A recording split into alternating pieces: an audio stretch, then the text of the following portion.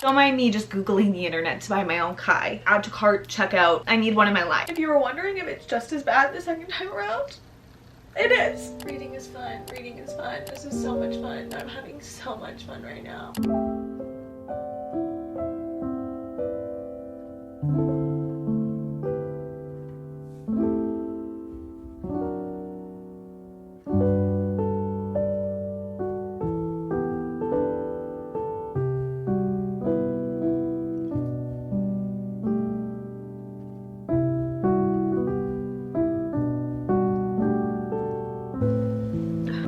What the fuck? What the actual fuck? April 8th, 2025 is about to be a goddamn national holiday for the book girlies.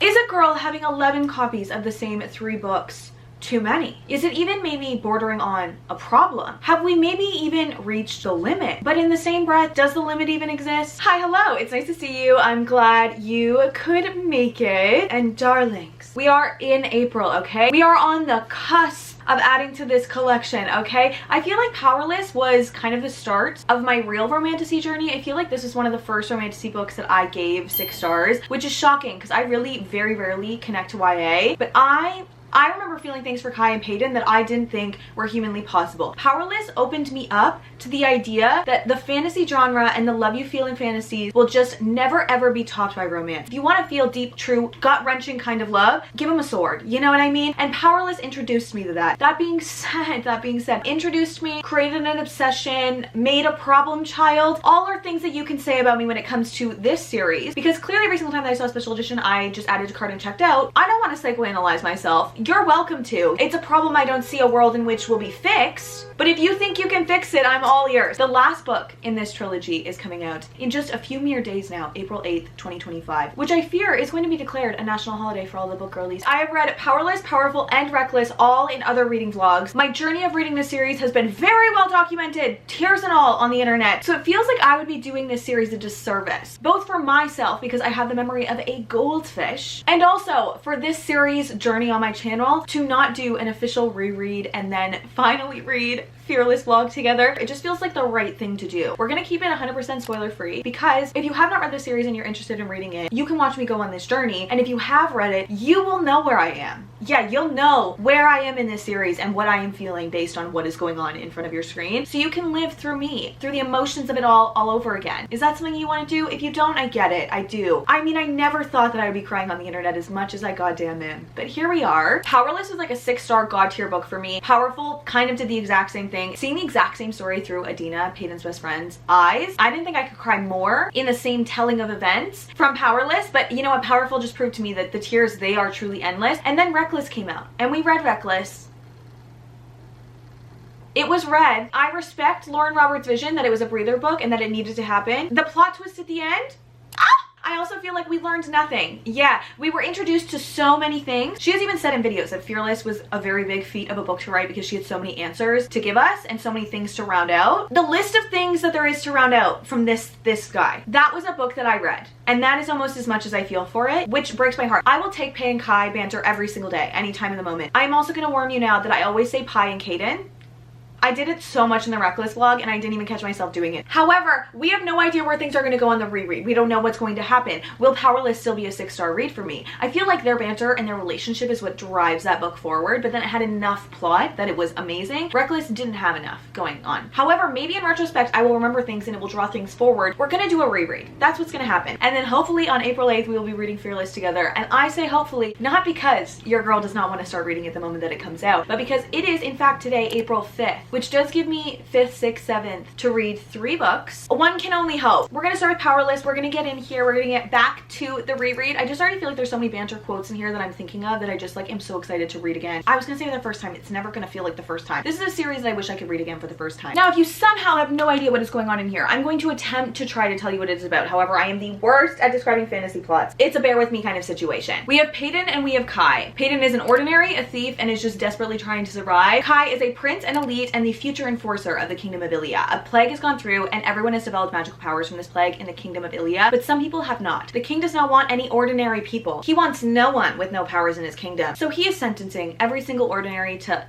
death, right? So Peyton is constantly in fear of getting outed as an ordinary, right? That's the situation. However, one day when she runs into Prince Kai and steals a little bit from him, because as she should, she later notices that he's in a little bit of a pickle and he's looking like he might need a little bit of help. So Peyton saves him. And everyone in the slums dubs her the Silver Savior. So when it comes to the purging trials, it's a fantasy book, think Deadly Trials. Everyone in the slums nominates the Silver Savior, Peyton, to go and compete against the kingdom's best elites. Deadly, bad situation. I think you can imagine where it's gonna go from there. And let me just tell you, the banter in this book, no, it does things that, yeah, I believe in them in a way that is unreal. I would take breadcrumbs. I would read these characters' grocery lists to each other. That's how much I literally love them. Anyways, we are deep into April 5th. We have the 3rd book coming out in just a couple days now, and we have just like a little bit of a backlog to get through. We're gonna officially start our reread. We will see how I feel upon the second time around, and we will remind my goldfish brain every little thing that we are waiting for answers on, so I can go into Fearless with all of the necessary information. I just feel like there's probably gonna be more tears than last time, and there were already so many tears the first time around. The way that my little heart is always so happy going into a reread, like you're telling me I get to re-experience this story? Life's a blessing.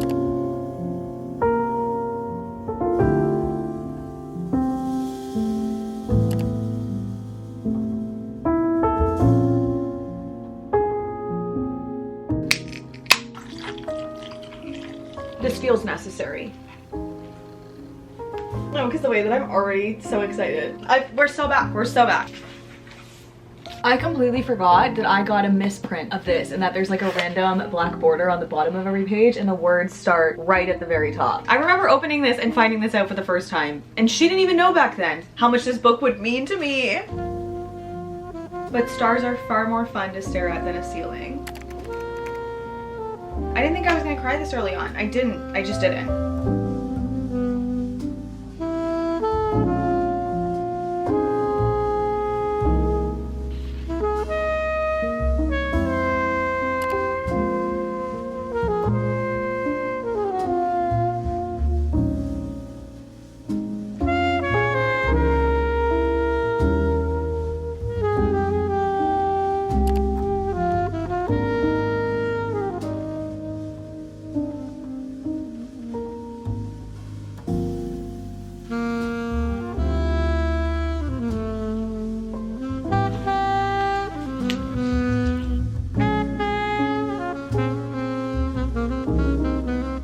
I literally can't lie, the banter is arguably better the second time around. Knowing what we know about them, it's also so funny to look at my old annotations, like things that I thought would be important and whether they were or not. Sometimes they were. Sometimes I guessed well, apparently. I missed these characters. Are you a big Peyton Kai fan? Yeah. Yeah, you're a big fan.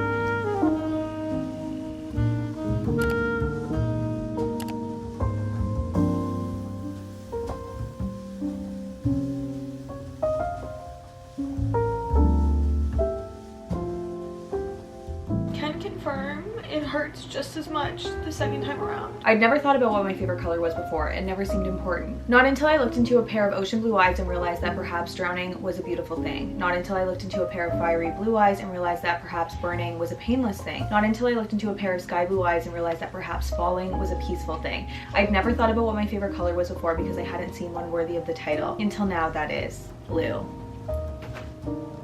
I even knew back then that this quote would live in infamy. I knew it. I knew it. We made it so much further than I anticipated we were going to last night. We are officially on chapter 33 of the reread. I feel like I forgot how much faster I read when I'm not annotating like every other word, every other sentence. And there have been a couple of times in this that upon the reread I've been like, oh, I want to annotate this, but I feel like I want to keep this in its like original form, like what my original thoughts on everything was. And maybe one day we'll get a second copy and we'll go, like, I mean, I have second copies. We'll take one of those second copies and go through it and annotate it like having done the reread. I don't know, we'll see. Where we are, the trials have officially started. We actually just finished the first trial. That one pulled at my heartstrings last night. Oh yes it did. Also having read Powerful and just getting other sides of that, the first trial really hurt. Oh no, literally painful. Also upon the reread I feel like I'm really noticing a difference in the relationship with the other brother. Like I feel like I'm noticing more of the situation between Peyton and Kit, which knowing what we know about the series now, I feel like I just like wasn't paying any attention to it the first time around because I was like, we love Kai, and I thought that Kit was literally just not going to matter. He was just like another character. However, I look at their interactions in this one differently, knowing what we know about Kit now. How do you say something without saying literally anything at all? I'm having the most fun rereading this. I feel like every single time I pick up a reread, I'm like, why don't I do this more often? Because it's like so much fun to just like be back in a story knowing where it's gonna go. I also feel like so much of the story feels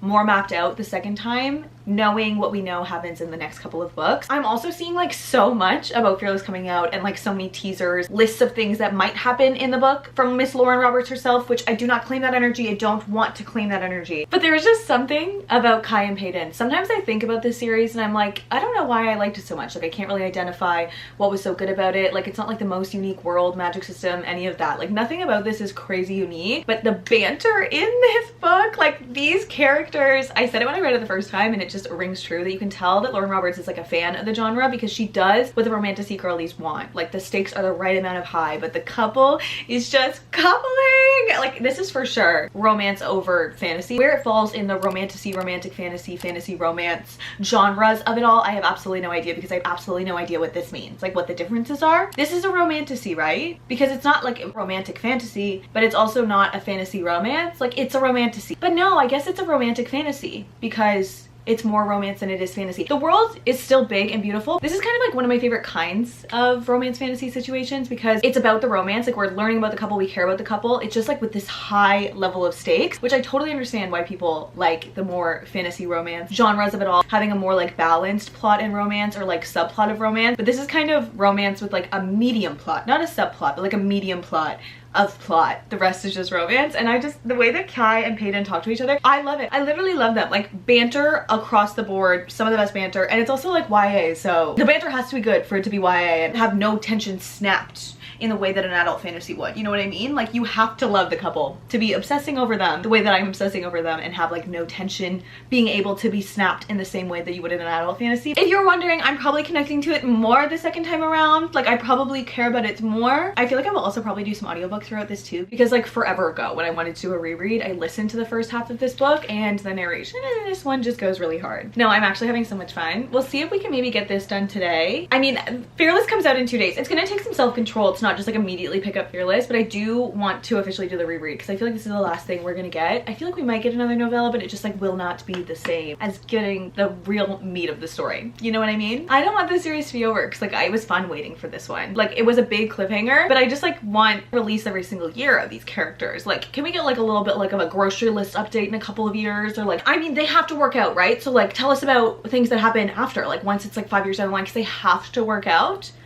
Lauren Roberts teased that one of the 4 things that could happen in this book was Kai dying. Kai could die in Fearless. Why are we even putting that energy into the universe? Oh wait, I'm just not gonna say it. Kai is not gonna die. Their endgame, this one upon the reread. It's not like a literary genius type of story. It's just so good. The banter is so good. The characters are so good. The found family is so good. And it's not even trying to be so good. It's just like she reads the genre and she gets what we want. And she just gives it to us in a way that is just like, and it's not like too easy, like things go wrong, but they go wrong and they're solved in the way that you want them to and he talks like you want him to.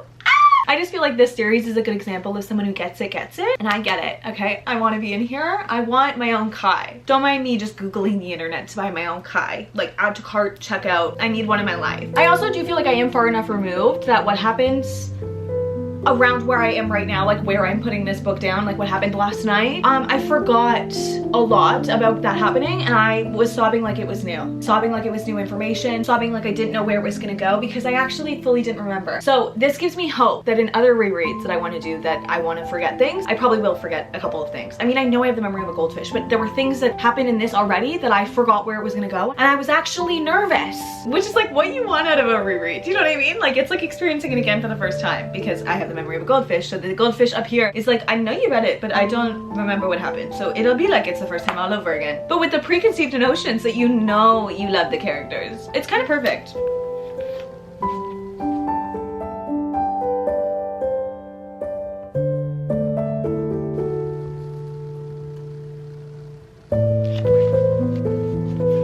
I didn't realize a single touch could affect you so much. Neither did I.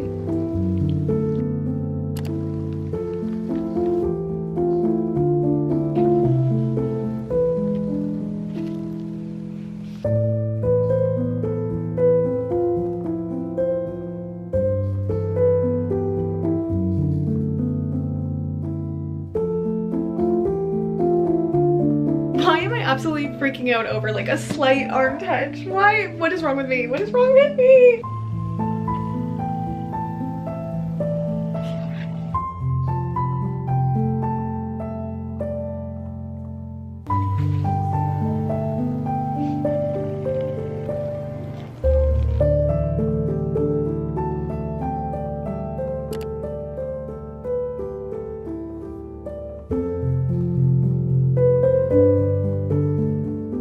No, because the scream I screamed at the nightmare scene. See, no, this is why we do the rereads. How did my little pea brain forget that moment? Like, I already knew. I knew in the recesses of my brain that I loved Kai and Peyton. Do not get me wrong. However, reliving it? No, it's so good. The rain scene. No, I'm gonna spiral. Reading the rain scene and forgetting what happens in the rain scene and being able to read it again for the first time. Are you? No, I'm unwell. I'm unwell. I've been listening to this a lot on audio and I've made it pretty far. We are in the last little stretch of it here. I think we're gonna have an immersive reading moment because this audiobook, it do be hitting. I want to just be in here and I want to be reading it at the same time and like seeing what I annotated. We're in the home stretch of this. We are on chapter 53, sub 50 pages left. Now you might be asking yourself, Maddie, what's going on? What is the date? It is in fact April 7th. It is. It's April 7th right now. So you might be asking, how are you going to get through the other two before tomorrow? And you know what? That's a question that I haven't been able to really think about yet, because you know what?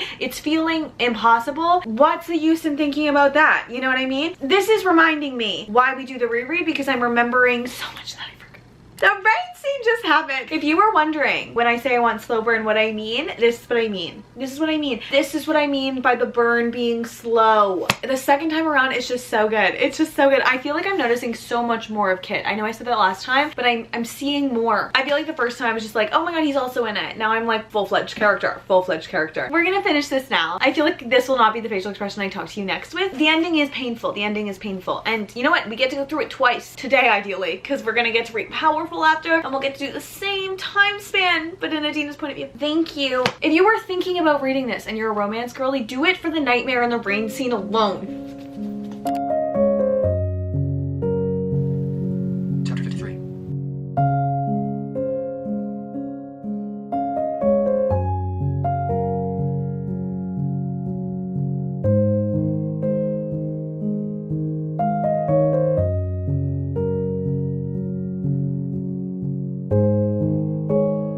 It's almost worse knowing what's coming.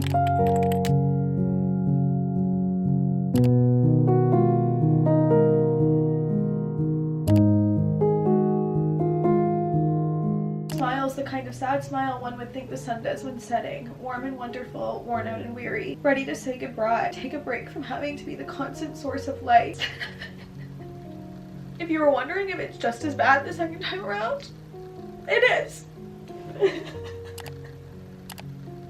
Well, that was fun. I guess we relived the exact same thing, but in a more painful point of view now. Reading is fun. Reading is fun. This is so much fun. I'm having so much fun right now.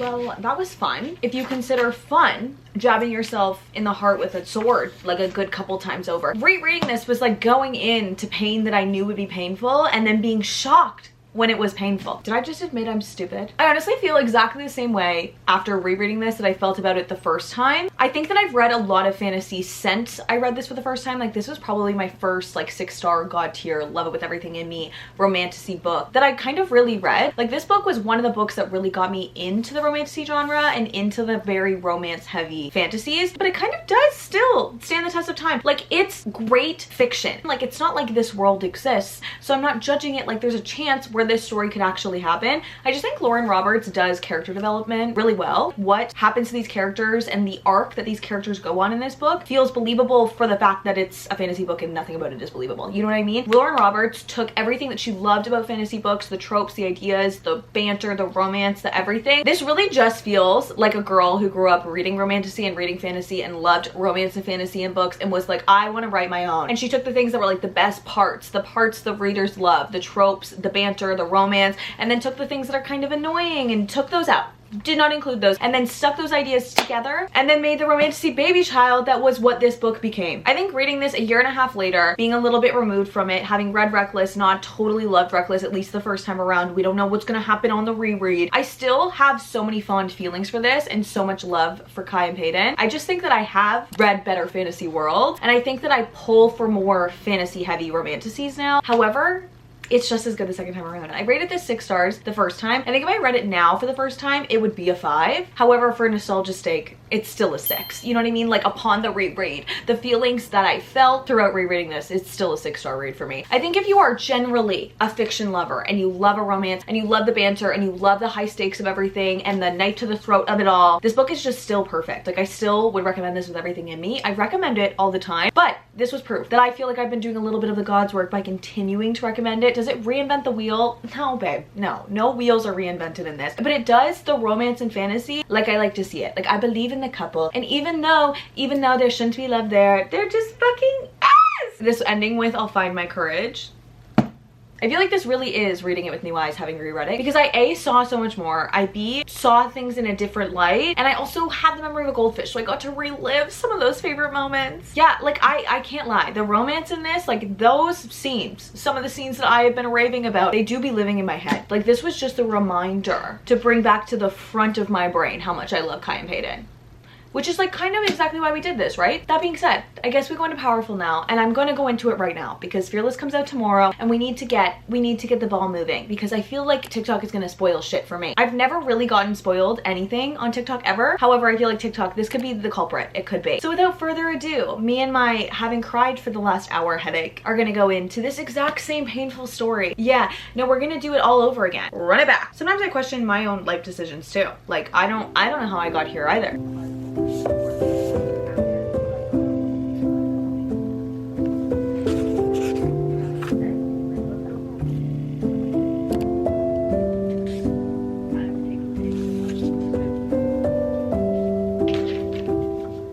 How cute and tiny it is. I hated it when it first came out and they didn't all line up, but the tiny novellas have grown on me a little bit, just a little bit.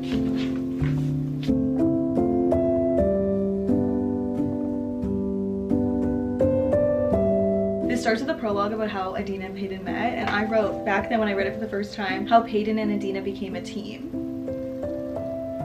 This is making me cry. My original thoughts are making me cry. Unwell.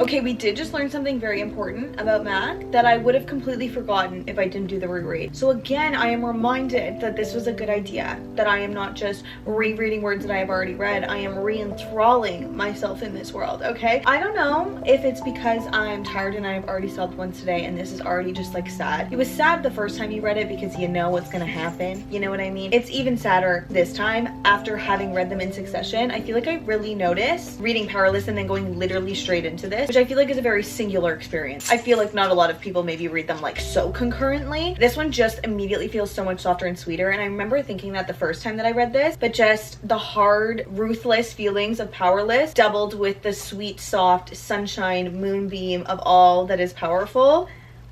It's making me feel a lot of things. I don't know if I'm just tired and cried out. And while we're on that note, it's so fun to go back into a reread and like see what I thought in the moment and the annotations of everything. And even like the pens I used to write little annotations in this. And I wrote so many, which I don't write in the margins very often anymore. I kind of forgot that I used to do this a lot. Like I used to add thoughts a lot. I haven't had these pens in the longest time because I just kind of lost them over the last little bit. And some of them have run out. But these were pens that my best friend Rachel got me for Christmas. And the fact that I can recognize them in here and like know what pens they are. And the pens that I'm using right now are the pens that my mom got me for Christmas. So I wonder if I'll ever reread a book from this year and be like, oh my god, those are the pens that my mom got me for Christmas because she thought I would love annotating with them. The rereads are making me sentimental. I'm not entirely sure what is going on. Adina makes me feel reminiscent, grateful for being alive, just the way that Adina thinks and talks. This story is painful. Also, this revelation about Mac, I cannot believe that I forgot it. It's a huge one. A lot of people were saying that he was going to be in the next one and they were waiting for him to come back. And I was kind of thinking like, yeah, I feel like he was introduced because he is going to come back, but like, cool, you know what I mean? Like, maybe. And now rereading this, I don't just feel like it was emotional devastation. Like, this is plot development. Like, we needed to meet Mac for something that's going to happen. I believe it in my core.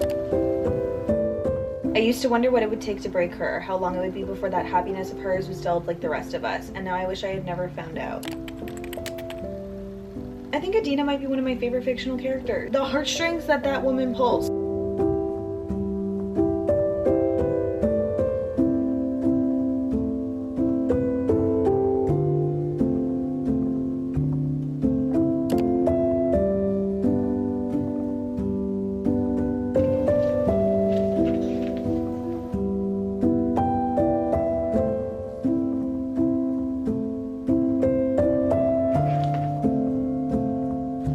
Pain is incoming. This one's gonna hurt.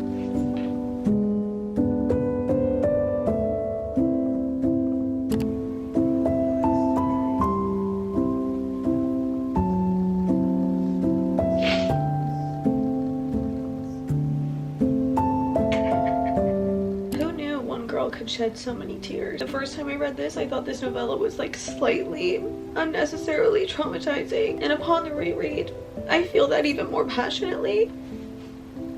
Something about this is like far too finalized and like full circle. It's such a contained story. Why am I trying to talk about this right now? Miss Lauren Roberts, as I clearly annotated in this multiple times when I read it for the first time a year ago, this is cruel and unusual punishment. Oh my god, rein it in. They're literally fictional. They feel real to me.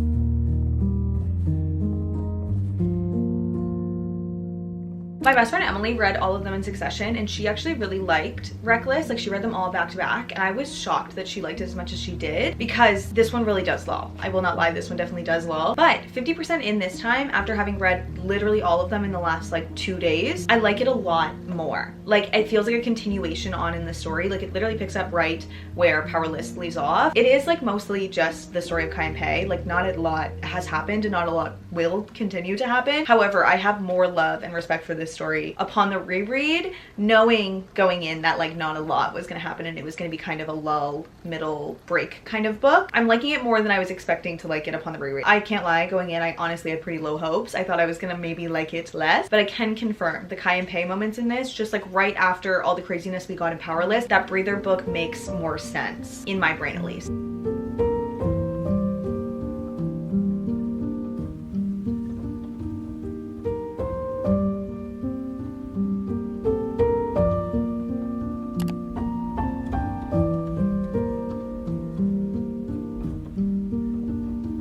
Last 2 chapters. Plot twist is about to twist, and I fear I care a lot more the second time around.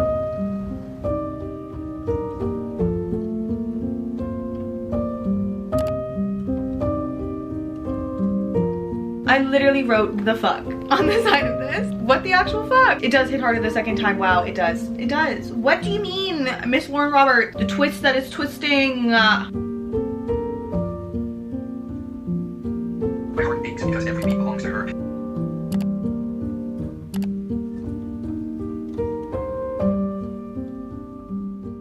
And just like that, we've officially reread the entire Powerless trilogy in anticipation for Fearless. I have to say that I think that this is the happiest I have been doing a reread, which is making me think that I should maybe do rereads of series more often. Let me know how you guys feel about these, because I feel like I have a completely different mindset going into Fearless. Like, I was already so excited, but I have such a different mindset going into it. Since the last time I like really sat down and talked to you, we have read both all of Powerful and all of Reckless. I honestly just had it in my mind that I really wanted to get through these because I knew I wanted to go into Fearless, but I'm so glad, having done the reread, that I waited the extra day. It is now April 9th, so I'm only like a day-ish behind, but I did in fact reread the entire series up until Fearless in 2.5 days, which I'm kind of proud of. I am proud of. I did end up listening to most of Reckless, actually like pretty much all of Reckless. The audiobooks for the series are just so good. Like the voice actors for the series are so good. Upon the reread, Powerful is still such a strong 5-star. I really noticed the dichotomy between the story of Powerless and the characters in Powerless and the story and characters in this book. I also feel like I'd seen so many people saying that they wanted Matt to be in Fearless, and I didn't really know where he was going to fit in or like what that was going to do. Like I thought he might have a cameo just to like tie everything back together, but after having reread this,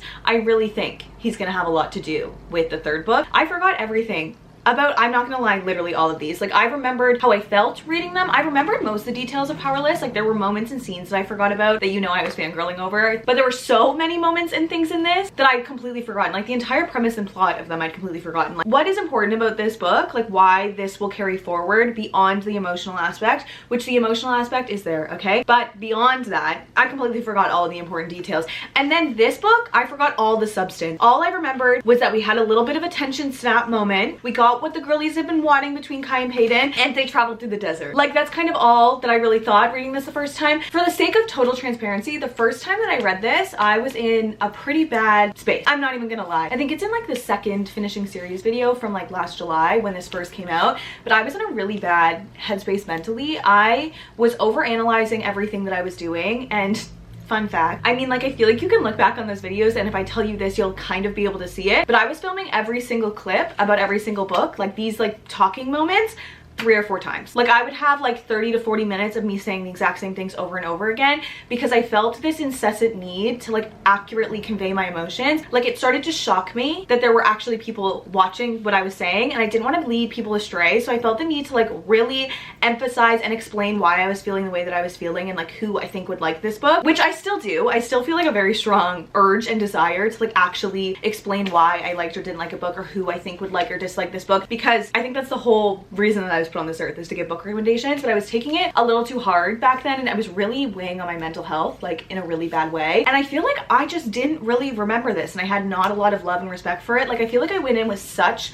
high expectations and then it just didn't do what I thought it was gonna do, and I can adamantly say upon the reread, this is like a 4.5 4.75 star read. I loved it. I remember Emily saying that she really liked them, reading them all back to back, and I was so shocked because I was like, it really like didn't do very much. But the character development, the growth that the characters go on in this, there's so many untied strings, so many things that we learned, and I forgot pretty much all of them, if I'm honest. Like I wasn't really aware of what happened in this story, and there's so many things now that I have questions about going into Fearless that I don't think I would have remembered having read it just the first time if I went just straight into Fearless, which is making me think that I should do rereads like this more often, especially when we're like coming to the end of a series. But I feel completely differently about Reckless upon the reread. I thought there were so many amazing, sweet, adorable moments, but it also had like kind of a lot of substance. Like the growth between Kai and Peyton was mostly communication. Like it was a lot of talk, and I mean, if we're talking about like what actually happened in the book, it's not a lot. Like this entire book is like a journey through the desert, but getting to that poppy field, the reason that this book has red flowers on the front of it,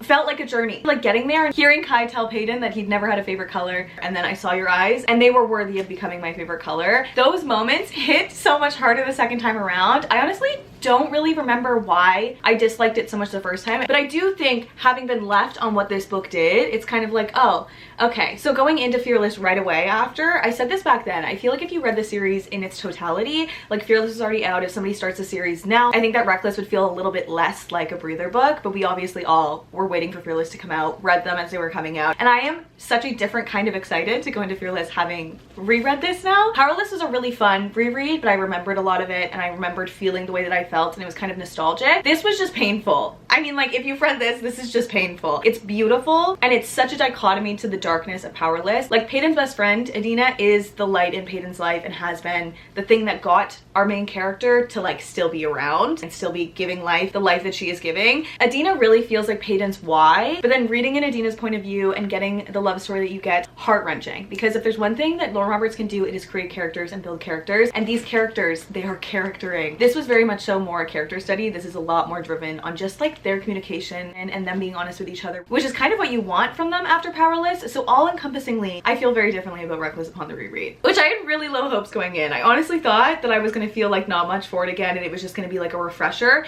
but I forgot everything about this book other than the fact that they went through the desert. Everything. There were so many good moments and we learned so much and so many confessions. I have an annotation in here that says a Bridgerton love confession could never. I stand on Hirago Maddie's thoughts. But now that we stand here, officially having reread every single word that Kai and Pei have said so far, fully refreshed, fully with like a new mind going into it, there's nothing left to do but go into Fearless. And it's in my hands. I can't procrastinate for any longer. I feel torn up that this series is gonna end. I feel nervous by how big this is. I've also had a good decent amount of you DM me saying, get ready to cry, babe. Like I know you're gonna cry reading this. I know your annotations are gonna go crazy. So I'm gonna have to make sure I have enough highlighters, like multiple of the same color, before I go into this. But there's nothing more to do than go into this, but at least we can live with the knowledge, with knowing that there is in fact another novella that comes out after this. So even though this is the culmination, the end of the trilogy, there will still be at least breadcrumbs from something else. And the 3 truths and a lie that Miss Lauren Roberts played on social media about what was gonna happen in this book? No, because everyone's crying. And we know some of them are true, so there's 2 options on which one it could be, and I don't claim the first one. And now we're gonna do it. We're gonna start Fearless with a fully fresh mind, all the details reminded of, being as prepared as we could be, but I mean, like, how prepared can one be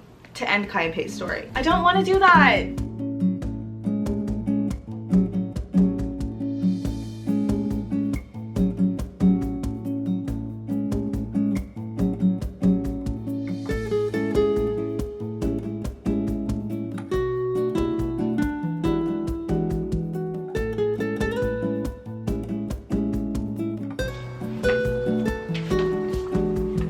For those fearless enough to follow their heart.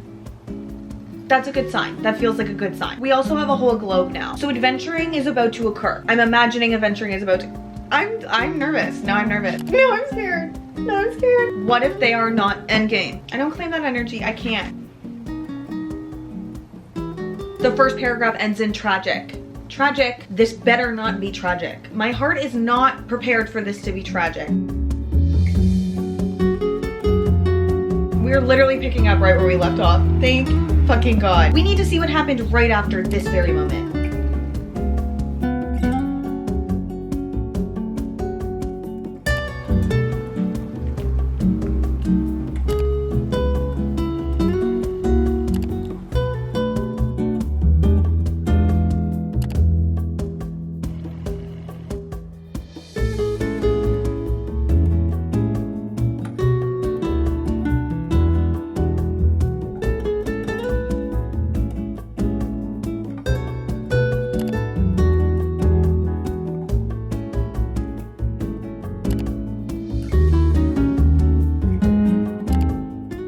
Literally just under 50 pages in. I have so many thoughts, so many things I want to say, but actually no idea how to voice them. One thing I feel like I do know how to voice, and I feel like I do need to call out right away. Right away. We need to talk about this. Miss Lauren Roberts. Part 1, I have a feeling I'm going to be sending you my therapy bills, but we can totally get into that later. This book feels so different than the rest. Her writing has sophisticated so much from the beginning. I think the one thing Lauren Roberts did right from the beginning that was so amazing, that captured all of us, is she can do a character study. She feels so much more lyrical and poetic. Like, her prose has gotten better 100%, which is not me saying these weren't immaculate, because I just reread them. I thought they were immaculate, but putting together the characters that we already have and love and the things that we know and love about them, with this being the 4th book that she has put out in the world, you can obviously tell how much better of a writer she has become. I am annotating so much of this book so far, and it was already such a pleasure to be in Kai's thoughts and feel that yearning, but feeling that yearning in her writing 4 books in, a blessing I didn't know I needed, a blessing I didn't know I was missing. Obsessed. Obsessed. And in tandem with everything that I just said, Pei has grown into herself and Peyton has grown into her confidence, and it just feels like they're mirroring each other, like they grew up together. This is making me emotional. I'm already emotional. Also, the teeny tiny flips of tongue, little things that people call each other, or like tiny moments that like were really just tiny moments in these books being brought forth and the characters remembering them, that is something that I would not have remembered or experienced if I didn't read them all back to back, which is making me so much more grateful that I waited the extra day and I read all of the books, and I'm starting this on the 9th. This just feels all too perfect. Everything just feels like it's going all too perfectly.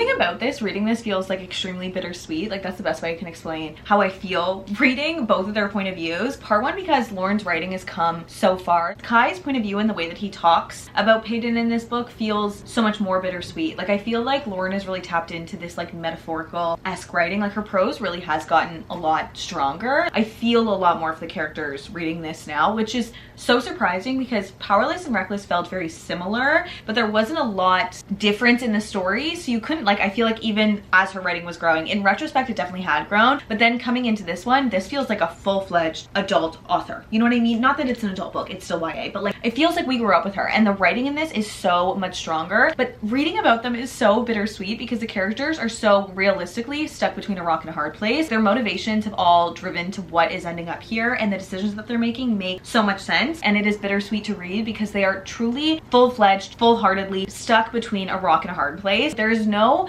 conclusion that we all want that it feels like we're leading towards. I could have said that in so many less words. I have actually no idea where this is gonna go. I had actually no idea what was gonna happen going into this, and then everything I thought was gonna happen isn't how this started, and I'm almost kind of thankful for it because I feel like now it really feels like reading something new and going into something blind because I have actually not one singular clue how this could go. And like, I don't know how it could go knowing what we want to happen and like how you want this to end. It just is like painful, but it's bittersweet because you're still getting those moments that you really want. If you've read this, the second point of view that we got from that character that we didn't think we were gonna get the point of view from, what do you mean?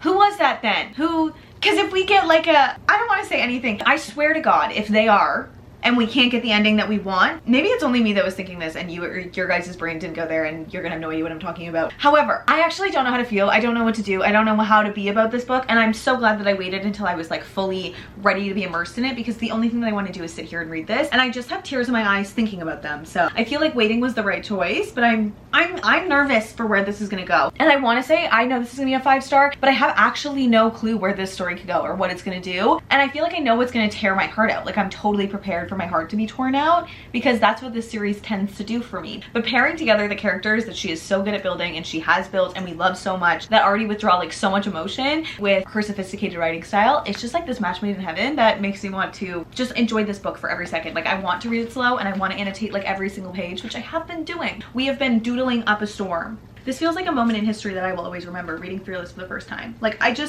even have any idea where it could go. It's so good. It's just so different. Maybe I have no imagination and like everybody else is like, obviously it's gonna go this way. Although if it goes the way that I do not want it to go, I will not accept that, and in my brain, all will have worked out. That's the moral of the story. I just love them. I just love them. We don't deserve them. This love feels pure and it needs to be protected at all costs.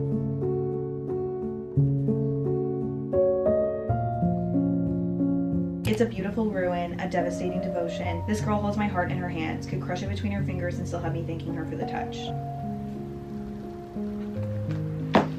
Tear my heart out. Tear my heart out. It's fine. No, it's fine.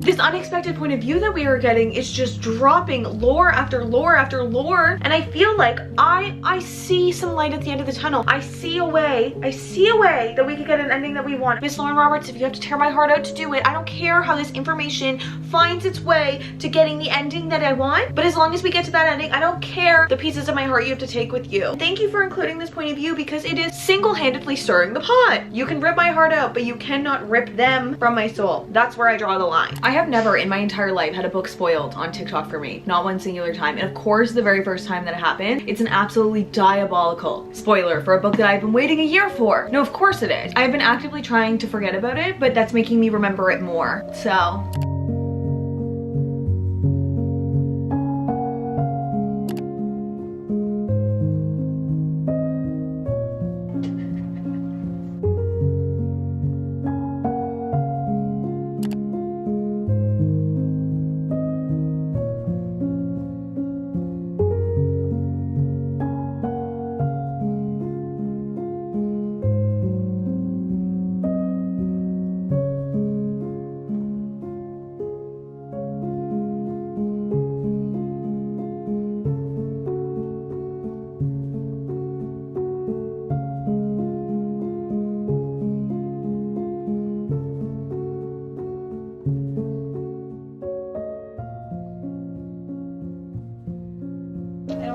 on? What if I just don't? What if I just don't?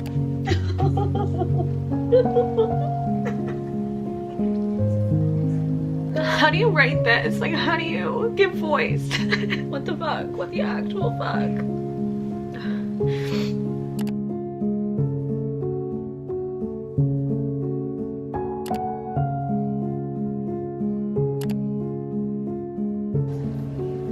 How can something be spoiled for you, but then still hit this hard? No, because I'm literally just sitting here staring at the wall. Like, I don't know how to flip the page. I understand that they are fictional, but the feelings are so real. This is mean. No. I literally shouldn't have flipped the page.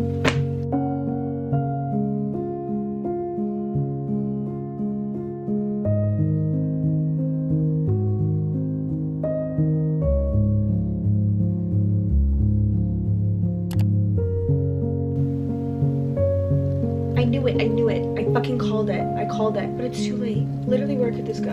I don't think I've ever felt this like bittersweet type of feeling reading a book. This is...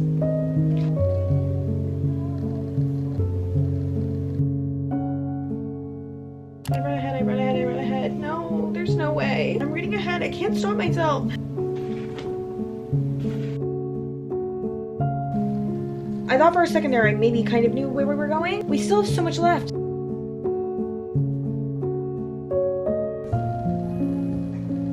What the actual fuck?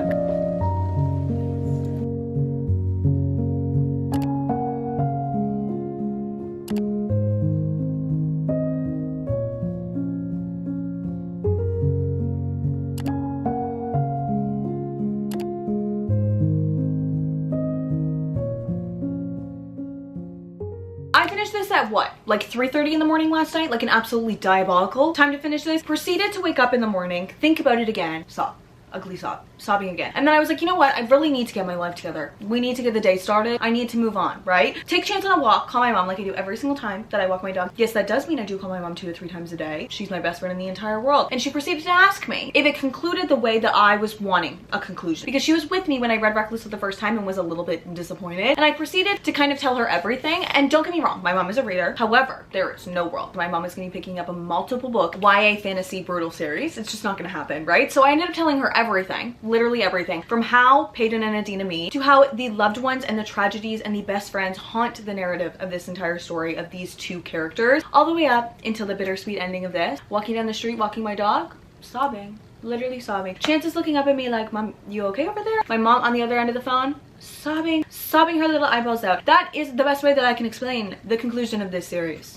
I don't know if it says anything, but it says something. I'm not gonna lie, I've always battled a little bit with coming on and talking about books that I can see things that other people wouldn't love and not just saying my opinions as they are. Don't get me wrong, I never lie about how I'm feeling about a book, but sometimes a book makes me feel so many things and I see a world where other people don't see those things and I get worried that I'm gonna say something and people are gonna be like, well, I'm never gonna trust your recommendations again. But then I really try and remember that I started talking about books online because I felt such massive emotion for fictional characters in fictional worlds and I wanted somebody to talk to about them. So it is with that reminder, and I can see the things that people won't love in this. The middle lulled a teeny tiny bit for me, which is saying a lot because these characters mean the fucking most to me. And I also totally understand that this is a romance set in a fantasy world. The romance is the story of this. It is completely character driven. It is very light on the fantasy. Don't get me wrong, the fantasy is fulfilling and it's a great fantasy and it makes a lot of sense. However, it is actually the story of the characters that is the bread and butter of this series existing. We could never have those experiences, that level of depth, emotion, trauma, loss in the normal world. Like it just, we can't have the touch her and you die without the fantasy aspect. You know what I mean? It never really hits quite the same. So whatever that makes this, a romantic fantasy, romantasy, whatever this makes this is romance heavy. And I understand that not everybody wants to pick up a romance heavy YA fantasy series. So there will be people that this is not for. So with all that information, I remind you with a caveat, I am a mood reader. And if you could not tell from the amount of tears that I shed reading this or the amount of tears that I have now told you I shed upon finishing it, no ifs, ands, or buts, this is a 6-star read. This is a 5 6-star series. This is the conclusion I wouldn't say I asked for. No, because I never would ask for this. Am I grateful it happened? No, also no. Was it perfect? for this series? Yeah, it 100% was. The growth of A, the characters throughout this, B, Lauren's writing, literally the way that I feel like we grew up with her, Peyton grew up with her, like this is night and day to what we have seen from her ever. The writing and the prose in this is so much more beautiful, but it is not overwhelming. I've seen some people say that this is kind of written in cursive, but I love beautiful flowery writing, and every single time Kai Azar opened his mouth, no, literally take me out. Love in a real world cannot exist like this. I would literally take this entire book and tattoo it on the inside of my eyelid. If only I could just read it again for the first time every single time I close my eye. This was fucking crazy. Now this was actually totally completely fucking crazy. The last 30%-ish of this, plot twist after plot twist after plot twist after plot twist. However, I thought it was done so well. I feel like I was on the edge of my seat. One thing about this book that I thought was just fucking amazing was the entire time I trusted Peyton's choices and I trusted why we were in the situation that we were in. I really trusted we were gonna get out of it. I had a lot of faith. I didn't see a path through, but I had a lot of faith. I never had any idea what was gonna happen. There were things in the plot twist that I guessed like kind of early on. There were little nuanced moments that I was like, okay, this is gonna come back. This is gonna mean something. What it meant, I had no fucking idea. And getting to the conclusions that we got in this, truly there were so many times in this book that we had like a good chunk left and something would happen. I'd be like, this has to be the end. Like, what are we gonna do for the next little bit? And then we would flip 5 more pages and it'd be like, there's more. And then you flip 10 more pages, there is so much more. But it did all of that in a way that connected so well. Like nothing didn't make sense. Everything connected beautifully and it was so much information while also simultaneously being incredibly digestible. It's not trying too hard to make this a book that you really have to think about. Like this is fun, good, amazing vibes. These are characters that will leave an imprint on your soul, but you're not reading it like, what did that mean? If Lauren wanted you to have an answer, she's gonna give you an answer. It's not like a complicated magic system world. This plot makes sense and she explains it. It's not the hardest thing to read ever, but it's written beautifully. The characters are executed so beautifully. This was so reminiscent of Powerless, because I mean, we're getting the trial situation again, and it just feels like the set and setting and the stakes of this one felt very high again. And now, having had the breather book that was Reckless, having completed this series, I have love for her. I have love for her. I do think that she's my least favorite in the series. However, I have so much more love for her on the second time around. This is like no ifs, ands, or buts. The strongest of strong 6-star reads. Don't know how I'm gonna move on from this. I don't know what I'm supposed to do with myself. I don't know. All of that to say, I feel like the point of this, the premise of this, was to see how the series would shake out, what it would be in the end. And for me, it is a 5-6-star series. I can say that. And then to elaborate further, do I think you should read this if you have not read this yet? I think if you read like me, yeah, you should. I feel like you might be missing out if you don't. I see the things that people say that this series is not for them, and I read them and I go, I don't think that. Yeah, no, I think I don't agree with you in any way, shape, or form, which is fine. Reading is subjective. It's totally fine. This is like a god tier, one of my favorite series ever. No word of a lie, probably my favorite YA fantasy series in the world. Imprinted on my soul. I literally cried this morning thinking about the fact that we wouldn't get more. So that we got an Attica conclusion. Like I almost wish we didn't and I was pissed off so that we had more. You know what I mean? The ending, crazy. I enjoyed the pacing of it. The middle lulled a teeny tiny bit for me. I was never bored. I always wanted to read it. That's not what I mean, but I was kind of like, oh wait, it's been a while since I've been like incredibly locked in, and I noticed that, and then I was locked in again. So don't even worry about it. It catches you again. So much happened. Literally from the beginning of this book to the end, it's like night and day. We are literally putting the characters through every single thing that we can, not just in the trials, the emotional aspect, everything, the relationship development in this. It's a beautifully executed, in my opinion. I don't know why I said it like that. I don't mean that as aggressively as it came out. Character-driven YA fantasy series. I could not ask more of this. I cannot. New releases stress me out because it's like I've been waiting a year for this, and like what if it doesn't do what I wanted it to do? What if I don't cry? No, girl cried. Miss Girl cried. Can you blame a girl for wanting to feel emotional devastation? I mean, you could. I'd prefer if you didn't, but I mean, you could. I feel like I have so many more thoughts, but I don't really know how to convey them. The character growth in this from the first book to here, the story arc, everything about it was so perfect. And there were so many teeny tiny nuanced details in this. Adina's bangs, the way they connect to this story that I wouldn't have remembered if I hadn't reread them all in succession. This is probably my favorite reread. Well, I mean, the only other reread I've really done is Magnolia Park, so I mean, that's my favorite. But like right now in this moment, it's making me want to reread series before the conclusion comes out every single time because the tiny nuanced details of it. See, like I've seen people's criticism. Like I've seen why someone would give this 4.5 stars. I cannot lie. A book that brings that much emotion out of me and that I'm thinking about this much, I don't really care if there was a moment that I maybe would have changed because I'm not thinking about it at all. I'm so in there. No. And at this point, we have officially completed the entire Powerless trilogy. And I'm crushed. No, I'm crushed to my core. Yeah. I literally don't know how to fucking move on. I almost missed the me I was before this came out because I got to like live in blissful ignorance of knowing that we got more. I know we're getting a novella, but I feel like it's gonna be a spin-off from this. I will say someone in the book club said to go back and read the prologue once you finish all of Fearless. You should do that. You'll figure out who those people are.